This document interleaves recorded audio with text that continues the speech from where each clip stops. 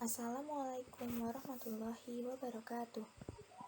Pada video kali ini, kami dari kelompok 6 mata kuliah Ekonomi Publik, Prodi Pendidikan Ekonomi, Fakultas Ekonomi Universitas Negeri Yogyakarta akan memaparkan hasil review jurnal dengan tema Kebijakan Pengeluaran dalam rangka redistribusi pendapatan untuk memenuhi tugas mata kuliah Ekonomi Publik yang diampu oleh Bapak Bambang Suprayitno MSc.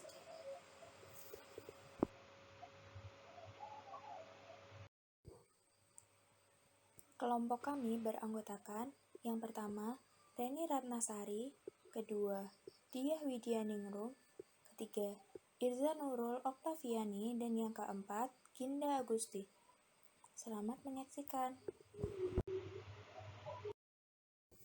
Jurnal yang kami review berjudul Use of Public Health and Social Care Services Among the Elderly in Finland and Under Examining Mechanism of Redistribution, yang dalam bahasa Indonesia berarti penggunaan kesehatan publik dan layanan perawatan sosial di antara lansia di Finlandia, mekanisme redistribusi yang kurang diperiksa. Jurnal tersebut diteliti oleh Maria Valuvu dari Institute for Health and Welfare Finland. Berikut penjelasan tentang latar belakang penelitian. Yang pertama, layanan kesehatan dan perawatan sosial, peran redistribusi dan pertimbangan kesetaraan. Mempelajari distribusi pendapatan dan ketidaksetaraan adalah inti dari banyak upaya akademis, dan ada perdebatan yang sedang berlangsung tentang indikator, konsep pendapatan, dan metode yang tepat untuk digunakan. Penggunaan layanan sebagai fungsi dari faktor predisposisi, pendukung, dan kebutuhan menurut Anderson dan Newman pada tahun 1973. Faktor-faktor ini sangat penting untuk memahami konsekuensi redistributif layanan. Anderson pada tahun 1995 menulis bahwa akses yang tidak adil terjadi ketika struktur sosial, kepercayaan kesehatan, dan sumber daya yang memungkinkan, misalnya pendapatan, menentukan siapa yang mendapatkan perawatan medis. Karenanya, yang menjadi tujuan kebijakan kesehatan bukanlah kesetaraan, tapi keadilan. Yang kedua, konteks kelembagaan di Finlandia. Finlandia termasuk dalam kelompok negara kesejahteraan Nordik yang dicirikan oleh universalisme, kesetaraan, dan penekanan kuat pada penyediaan layanan publik. Dalam tipologi sistem perawatan kesehatannya, WEN pada tahun 2009 mengelompokkan Finlandia bersama dengan Portugal dan Spanyol karena tingkat pengeluaran per kapita yang rendah dan pembayaran OOP yang tinggi. Selanjutnya akan dijelaskan tentang permasalahan penelitian. Permasalahan dibagi menjadi dua, yaitu permasalahan secara umum dan research question. Yang pertama, permasalahan secara umum, yaitu layanan publik mendukung mata pencaharian lansia, meskipun biaya yang dikeluarkan sendiri dapat menjadi beban, terutama bagi pensiunan berpenghasilan rendah. Kemudian yang kedua, research question. Bagaimana analisis distribusi pengeluaran publik untuk layanan di seluruh kelompok pendapatan, dan bagaimana analisis biaya yang terkait dengan penggunaan layanan. Tujuan jurnal penelitian ini bertujuan untuk mempelajari distribusi pengeluaran publik untuk layanan di seluruh kelompok pendapatan, menyelidiki biaya yang terkait dengan penggunaan layanan. Layanan kesehatan dan perawatan sosial dapat dibiayai dengan berbagai cara: pajak umum, kontribusi jaminan sosial, asuransi swasta. Dan sumber-sumber ini memiliki dampak yang berbeda pada distribusi iuran pengguna dan bagi hasil yang mereka wakili di semua jenis negara, salah satunya di Finlandia.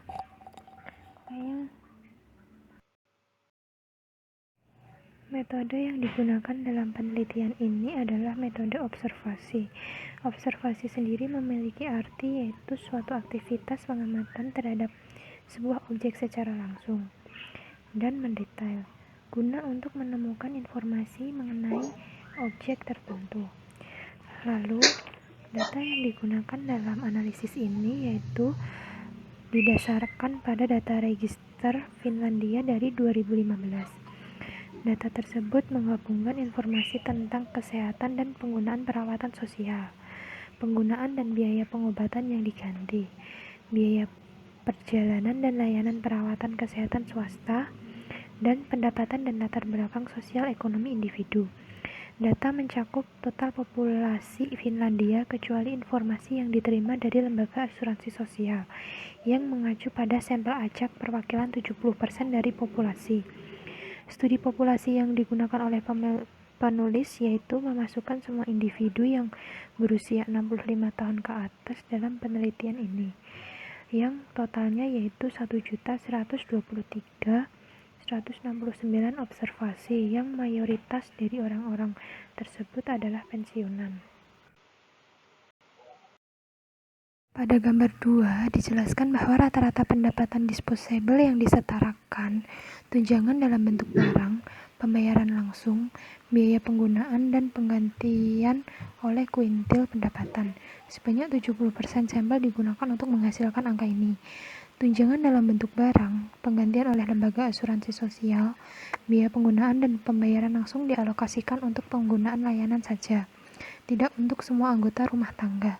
Penggantian maksimum untuk obat-obatan ditetapkan sebesar 30.000 euro dan 3.000 euro untuk perjalanan untuk memperhitungkan pencilan terbesar. Pembayaran out of pocket maksimum ditetapkan sebesar 5.000 euro untuk obat-obatan dan 272 euro untuk biaya perjalanan. Perbedaan rata-rata antara kuintil pendapatan signifikan secara statistik. Hasil utama dari analisis tersebut dapat diringkas pada gambar tersebut. Pertama-tama, jumlah manfaat natura adalah yang terbesar di bagian bawah distribusi pendapatan, baik secara absolut maupun relatif. Dalam kuintil pendapatan terendah, tunjangan dalam bentuk barang mewakili hampir 60% dari pendapatan yang dapat dibuang, dibandingkan dengan kurang dari 10% di kuintil teratas. Dengan kata lain, kesenjangan pendapatan antara pensiunan termiskin dan terkaya semakin sempit. Rasio bagian kuintil antara kuintil atas dan bawah turun dari 3,39 berdasarkan pendapatan disposable yang disetarakan menjadi pendapatan sekali saja. Untuk memahami besarnya pertimbangan perkiraan biaya produksi tahunan untuk perumahan layanan, yaitu sekitar 50.000 euro, dan dibandingkan dengan pendapatan rata-rata yang dapat dibelanjakan di kalangan lansia, yaitu sekitar 25.000 euro. Yang kedua, penulis melihat bahwa biaya penggunaan kecil dalam kaitan dengan nilai moneter dari layanan yang diterima. Rata-rata nilai tahunan tunjangan dalam bentuk barang adalah sekitar 6.200 euro di antara para pensiunan. Sementara biaya pengguna berjumlah 747 euro. Ketiga, dibandingkan dengan nilai layanan penggantian untuk obat yang diresepkan, biaya perjalanan terkait kesehatan dan penggunaan layanan swasta rendah sekitar 1/10 dari nilai manfaat barang yang dianalisis di sini. Selain itu, pembayaran OOP rata-rata 490 euro, lebih rendah dari biaya penggunaan untuk layanan. Yang keempat, secara bersama-sama biaya penggunaan dan pembayaran OOP sama dengan sekitar 6% dari pendapatan siap pakai pensiunan. Perbedaan antara kelompok pendapatan cukup signifikan, yaitu 9% di antara pensiunan termiskin dan 2% di antara mereka yang termasuk dalam kuintil berpenghasilan tinggi. Pada gambar 4 dijelaskan bahwa biaya tahunan rata-rata dan biaya penggunaan per individu menurut jenis layanan. Biaya pengguna hanya untuk pengguna layanan publik, yaitu termasuk pembayaran langsung untuk obat-obatan, biaya perjalanan, dan layanan pribadi. Pada gambar 4, di mana biaya tahunan disesuaikan dengan usia dan jenis kelamin, tidak seperti pada gambar 2.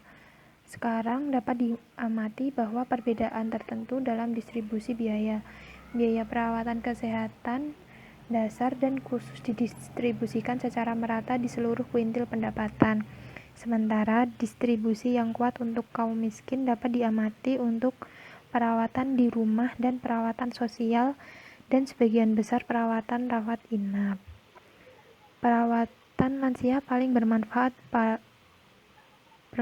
bagi kuintil 2 dan 3. Dalam banyak kasus, kuintil pendapatan terkaya menerima tunjangan natura terkecil. Dalam penelitian ini dapat disimpulkan sebagai berikut. Temuan empiris menunjukkan bahwa lansia di 2 kuintil pendapatan terbawah mendapat manfaat paling besar dari layanan yang diteliti. Adapun beberapa fakta-fakta yang meliputi sebagai berikut. Yang pertama, ketidaksetaraan sosial ekonomi dalam bidang kesehatan tetap ada pada usia tua, yang berarti bahwa pensiunan berpenghasilan rendah mendapatkan lebih banyak manfaat dari layanan jika akses yang adil dan dijamin. Kedua, ada banyak variasi di berbagai layanan, misalnya pengeluaran untuk perawatan kesehatan dasar dan khusus didistribusikan paling merata di seluruh kelompok pendapatan bila disesuaikan dengan usia dan jenis kelamin. Yang ketiga, tunjangan dalam bentuk barang sangat terkonsentrasi pada sebagian kecil orang lanjut usia, yang berarti bahwa meskipun mereka sebagian besar berpihak pada kaum miskin, didistribusinya secara keseluruhan sangat tidak merata.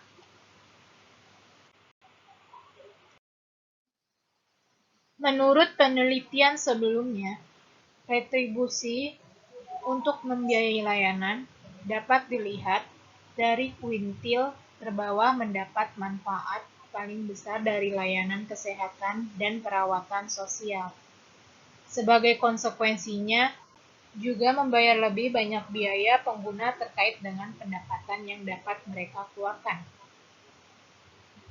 Tunjangan natura dan biaya pengguna serta penggantian dan pembayaran OOP untuk obat-obatan. Biaya perjalanan dan layanan swasta diperhitungkan. Bagi di kalangan lansia, pengurangan biaya perawatan kesehatan dan sosial mencapai 0,7% sampai dengan 1,9%. Kesenjangan ini mendapat kelompok pendapatan termiskin dan terkaya semakin kecil. Penelitian lain pun menyimpulkan bahwa individu berpenghasilan rendah mendapat manfaat lebih dari yang lain dari beberapa layanan kesehatan dan perawatan sosial.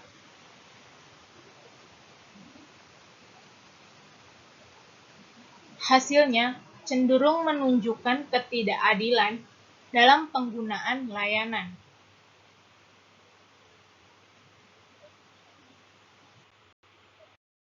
Dalam jurnal yang telah kita pelajari, terdapat rekomendasi dan saran sebagai berikut. Kebijakan kesehatan dan perawatan sosial dapat berdampak pada distribusi pendapatan dalam beberapa cara. Yang pertama, layanan melalui iuran pengguna ketika menganalisis mekanisme redistribusi. Kedua, tidak mengabaikan konsekuensi distributif dari perubahan di sektor kesehatan dan perawatan sosial. Ketiga, akuntansi untuk redistribusi melalui layanan jauh dari langsung dan melibatkan tidak hanya pertanyaan metodologis tetapi juga filosofis. Dengan cara tersebut, kebijakan kesehatan dan perawatan sosial dapat berfungsi dengan baik dan distribusi pendapatan yang merata.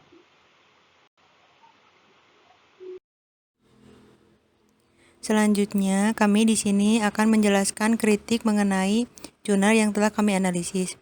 Yang pertama, kritik mengenai jurnal positif, yaitu penelitian ini menggunakan beberapa variabel dan menggunakan analisis secara keseluruhan. Yang kedua, kritik negatif. Satu, metode yang dijelaskan dalam jurnal tersebut kurang lengkap. Yang kedua, pembahasan jurnal ini kurang dipahami bagi orang awam. Sekian yang dapat kami sampaikan. Kurang dan lebihnya mohon maaf. Thank you for watching. Assalamualaikum warahmatullahi wabarakatuh.